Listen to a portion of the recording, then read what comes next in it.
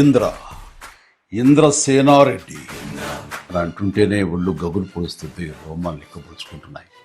అది power of Indra. అలాంటి powerful cinema, పెద్ద సక్సెస్ సాధించిన సినిమా ఇంద్ర.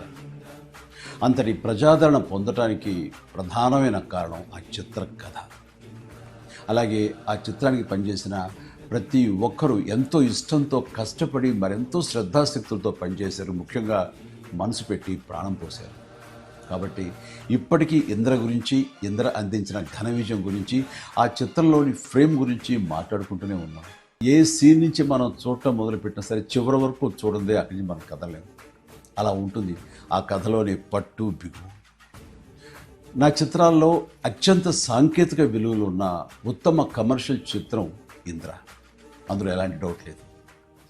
కథ, స్క్రీన్ ప్లే, డైలాగులు, ఆర్టిస్టుల పెర్ఫార్మెన్సెస్, అలాగే emotional scenes, background score, songs, fights and what not, everything.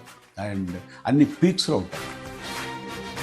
ఒక మాటలో చెప్పాలంటే కమర్షియల్ చిత్రానికి పర్ఫెక్ట్ నిర్వచనం ఇంద్ర. నిర్మాణ విలువలకు ఎంతో పేరు వచ్చిందంటే దానికి ప్రధానమైన కారణం వైజయంతి మూవీస్, ఆ సంస్థ అధినేత, నా అభిమాన నిర్మాత అశ్విని దత్ గారు. ఆయనతో పాటు కథను అందించిన చిన్ని కృష్ణ, డైలాగులు రాసిన పరుచూరి సోదరులు, అద్భుతమైన మ్యూజిక్ అందించిన స్వరబ్రహ్మ మణిశర్మ, అలాగే డిపిఓ విఎస్ఆర్ స్వామి గారు, ఎడిటర్ చంటి గారు, డ్యాన్స్ అండ్ ఫైట్ మాస్టర్స్, నటీనటుల నటన, లాస్ట్ బట్ నాట్ లీస్ట్ అందరినీ మించి మా మంచి బాలుడు గోపాలుడు, డైరెక్టర్ బి గోపాల్ అత్యద్భుతంగా చెక్కి తెరకెక్కించి ఇంత పెద్ద హిట్ అవడానికి కారణమయ్యాడు. వారందరికీ నా ధన్యవాదాలు. 22 సంవత్సరాల తర్వాత మళ్ళీ ఇప్పుడు రిలీజ్ అవ్వటం నాకు ఎంతో సంతోషంగా ఉంది. జూలై 24, 2002 నాడు ఎలాంటి భావోద్వేగానికి నేను లోనయ్యానో సరిగ్గా ఇప్పుడు అలాగే లోనవుతాను. వాస్తవం.